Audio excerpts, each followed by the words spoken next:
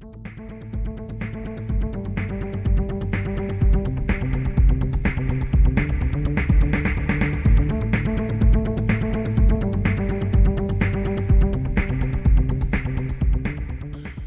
आपका स्वागत है एक बार फिर से टोक्यो के सफर पर। मैं हूं दीपेंद्र शिवाजी। नमस्कार। कल टोक्यो ओलंपिक में प्रतिस्पर्धाओं का तीसरा दिन था। कहते हैं चमक चाहे जितनी भी तेज क्यों ना हो, धीरे धीरे मध्यम होती जाती है, बशर्ते उस चमक को कायम रखने का प्रयास न किया जाए या फिर उसमें कुछ जोड़ ना दिया जाए।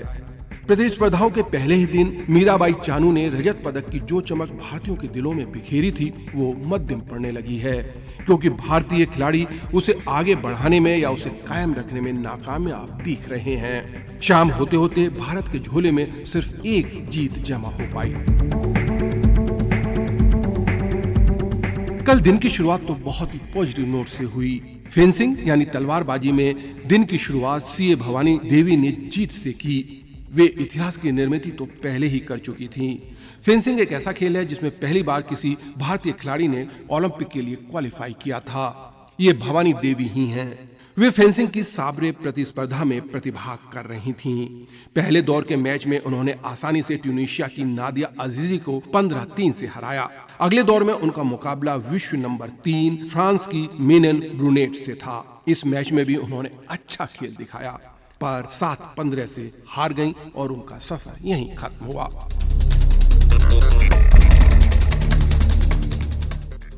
टेबल टेनिस में वेटरन खिलाड़ी और 4 बार के ओलंपियन अंचत शरथ कमल ने कल खेले गए पुरुषों के दूसरे दौर के मैच में पुर्तगाल के टियागो अपोलोनिया को 4-2 से हराकर तीसरे दौर में प्रवेश किया। अगले दौर में उनका मुकाबला वर्तमान चैंपियन मा लॉन्ग से होगा। टेबल टेनिस में भारत की चुनौती बस यही बची है। बाकी दोनों महिला खिलाड़ी अपने अपने मैच हार गईं।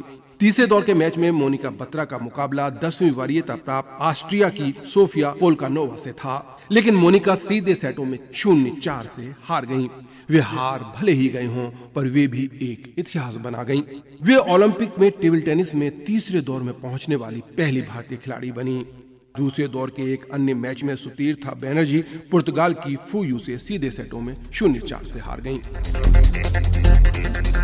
तीरंदाजी की पुरुष टीम स्पर्धा में भारत की तिकड़ी अतनु दास, प्रवीण जाधव और तरुणदीप राय ने प्री क्वार्टर फाइनल मैच में कजाकिस्तान की टीम को 6-2 से हराया।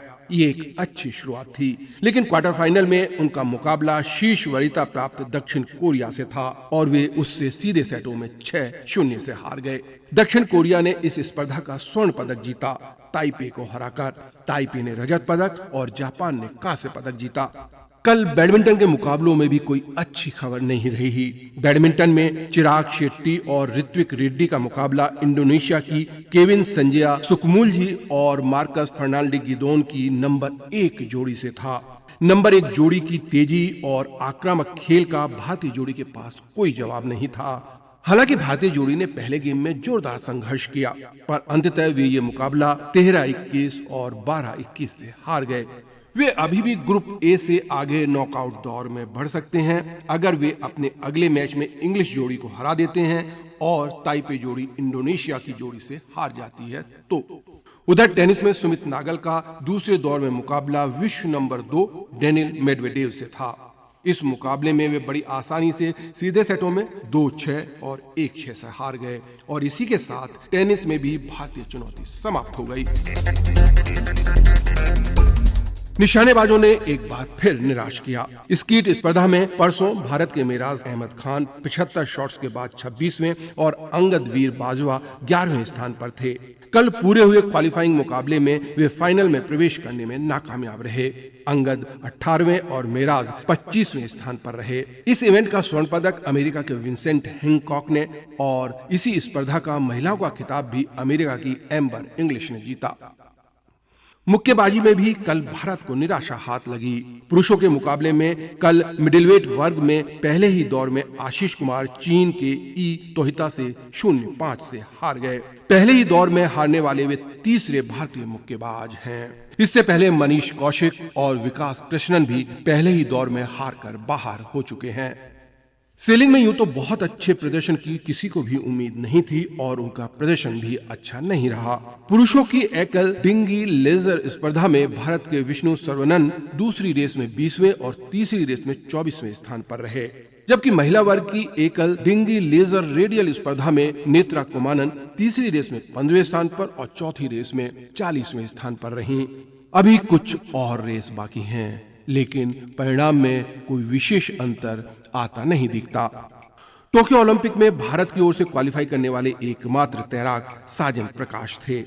कल 200 मीटर की बटरफ्लाई स्पर्धा में वे 24वें स्थान पर रहे और सेमीफाइनल के लिए क्वालिफाई नहीं कर सके।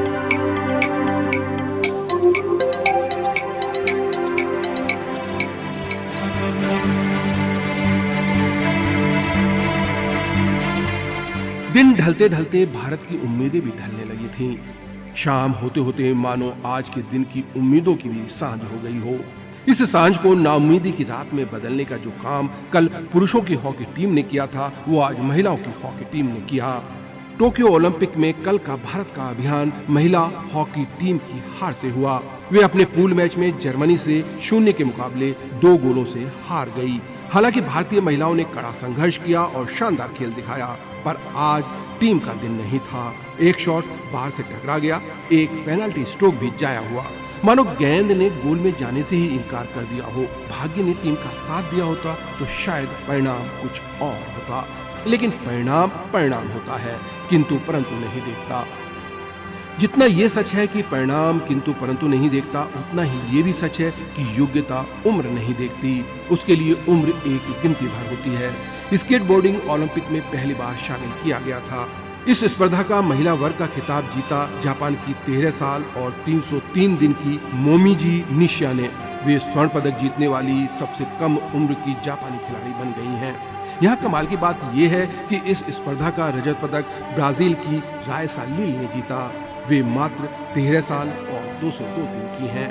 और ये भी कि पुरुषों की निशानेबाजी की स्कीट स्पर्धा में कांस्य पदक जीतने वाले कुवैत के अब्दुल्ला अल रशीदी केवल 57 साल के हैं। और ये खबर भी ओलंपिक से ही है कि सर्बिया के नोवाक जोकोविच गोल्डन ग्रैंड स्लैम प्राप्त करने की ओर एक कदम और आगे बढ़ गए हैं। आज उन्होंने जर्मनी के जॉन लेनार्ड स्टफ को हराकर पूर्व क्वार्टर फाइनल में प्रवेश किया। वे स्टेफी ग्राफ के बाद गोल्डन ग्रैंड स्लैम हासिल करने वाले दूसरे खिलाड़ी होंगे यदि वे ऐसा कर पाने में सफल होते हैं। भारत का भाग्य भी एक वेटेरन 4 बार के ओलंपियन 39 वर्षीय अंचत शरथ कमल के कंधे पर बैठा। आज भारतीय दल के भाग्य का ऊंट किस करवट बैठता है, ये शाम तक पता चलेगा। लेकिन हाँ, भारत ने आज शानदार तरीके से दिन की शुरुआत की।